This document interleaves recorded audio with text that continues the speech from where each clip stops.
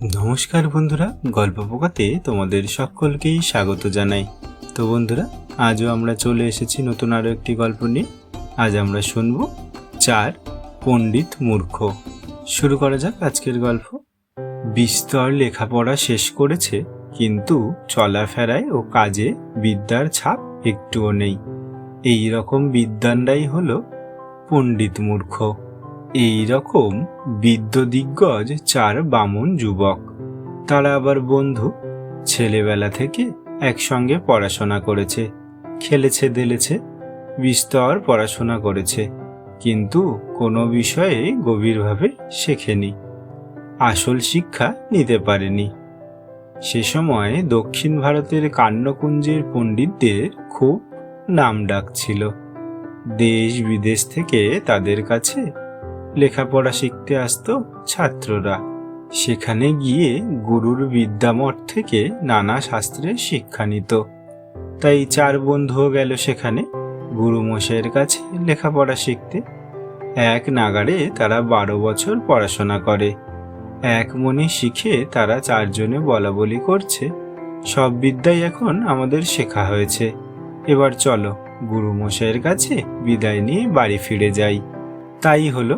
পরদিন চার বন্ধু গুরুর কাছ থেকে বিদায় নিয়ে বাড়ির পথে পা বাড়ালো। যেতে যেতে কিছু দূরে গিয়ে দেখে পথটা দুদিকে ভাগ হয়ে গেছে।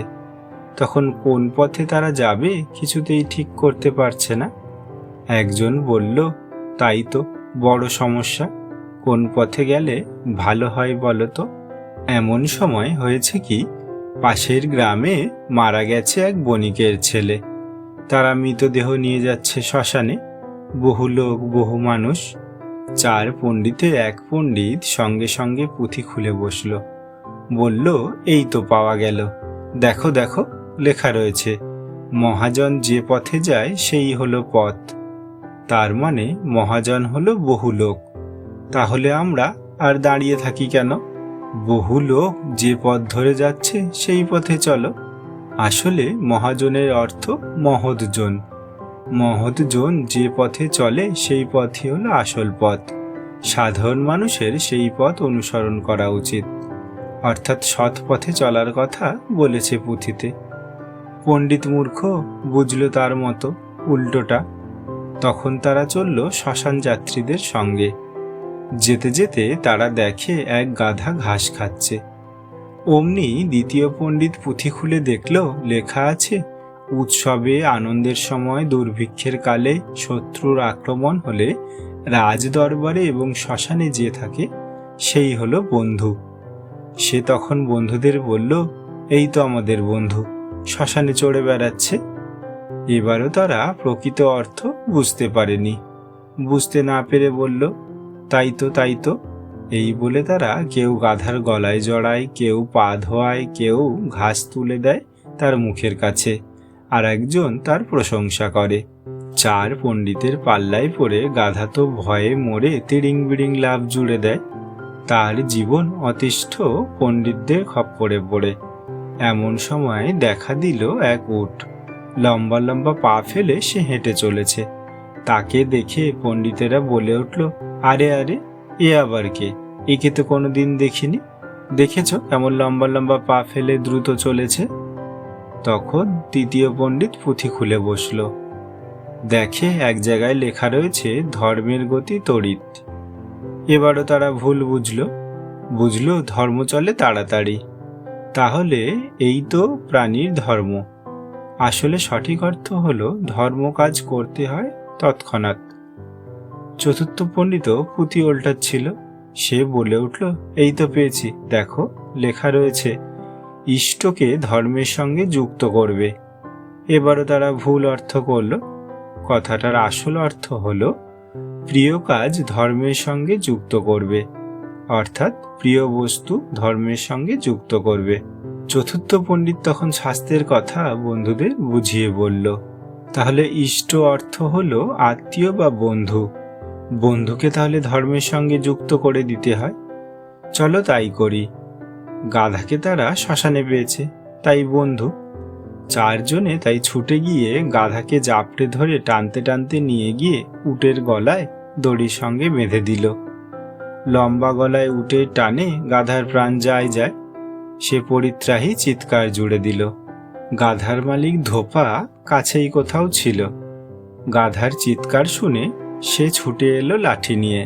চার পণ্ডিত ধোপাকে লাঠি হাতে মারমুখো দেখে ভয়ে দিল দৌড়। তাদের সেই দৌড় থামল এক নদীর তীরে এসে। পেছনে তাকিয়ে ধোপাকে দেখতে না পেয়ে তারা নিশ্চিন্ত হলো। তখন তারা হাত মুখ ধুতে নামলো নদীতে। একটু ঠান্ডা হয়ে জিরিয়ে নিয়ে তবে নদী পার হবে ঠিক করলো। এরই মধ্যে অনেক ধকল গেছে, বিদ্যাও কম খরচ হয়নি। জিরানো দরকার। নদীতে ভেসে আসছিল একটা পলাশ পাতা। তাই দেখে এক পণ্ডিত পুঁথির পাতা ওল্টাতে লাগলো তাড়াতাড়ি। এক জায়গায় দেখল, যে পত্র আসবে সেই আমাদের পার করে দেবে। এবারও পণ্ডিতরা ভুল করল। এখানে পত্র অর্থ নৌকা। সে সঠিক অর্থ বুঝতে পারল না। তারপর পাতাটা স্রোতে ভেসে কাছাকাছি এলে সে বলল, এই তো পত্র কাছে এসেছে, আর দেরি করি কেন? বলেই সে ঝাঁপ দিয়ে পড়ল পাতার উপরে। পড়েই স্রোতের টানে ভেসে যেতে লাগলো। বন্ধুকে ভেসে যেতে দেখে অন্য এক পণ্ডিত তাড়াতাড়ি তার চুলের মুঠি চেপে ধরে বলে উঠল, সব যখন যেতে বসবে পণ্ডিত ব্যক্তি তখন আধা ছেড়ে দেয়, বাকি আধা নিয়ে তুষ্ট থাকে। তাহলে বন্ধুর সবটা কেন আমি হারাই? অর্ধেক তো রেখে দেব। এই বলে সে চোখের পলকে কোমর থেকে ছুরি বের করে ঘচাং করে বন্ধুর গলা কেটে ফেলল। তার মুন্ডটা হাতে ধরা রইল। শরীরটা স্রোতে ভেসে চলল। ছিল 4 জন, এবার হলো 3 জন। তারা পত্র হারিয়ে নদী পার না হয়ে উল্টো মুখে রওনা দিল। যেতে যেতে তারা পৌঁছে গেল এক গ্রামে।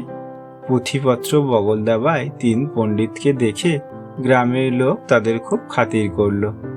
তারপর নিমন্ত্রণ করে এক একজনকে এক একজনের বাড়ি নিয়ে গেল। নিয়ে এক বাড়িতে একজনকে খেতে দিল সেমাই। তা দেখে নেড়ে চেড়ে ভেবেচিন্তে পণ্ডিত বলল, এ তো দেখি লম্বা লম্বা সুতোর মালা। পুঁথিতে দেখি দীর্ঘসূত্রী মরে।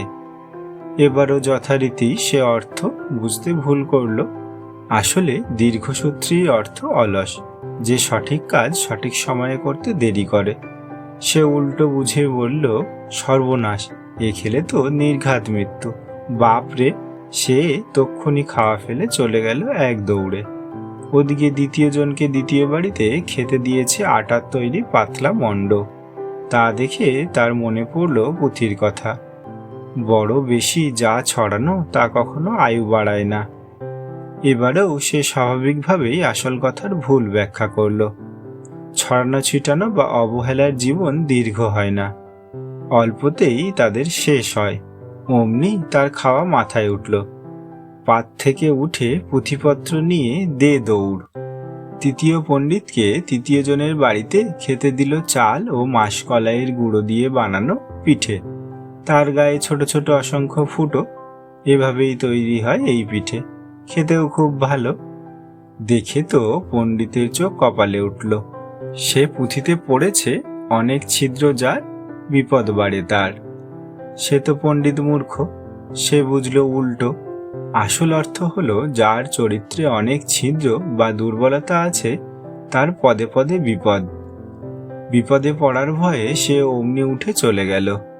পিঠে খাওয়া উঠল পিঠে। এইভাবেই 3 পণ্ডিত মূর্খ গ্রাম শুদ্ধ লোক হাসিয়ে পেটে দাউ দাউ খিদের আগুন নিয়ে পথে নামল। অনেক কষ্টে তারা ফিরল দেশে। তো বন্ধুরা, আজকের গল্প এখানেই শেষ হলো। বন্ধুরা, আজকের গল্প তোমাদের কেমন লাগলো এবং এই গল্প থেকে তোমরা কি কি শিখলে অবশ্যই তোমরা কমেন্ট করে জানিও। আর ভালো লাগলে একটা লাইক করে দিও এবং এই রকমই আরও মজার মজার গল্প শুনতে আমাদের চ্যানেলটিকে সাবস্ক্রাইব করে আমাদের পাশে থেকো। টাটা।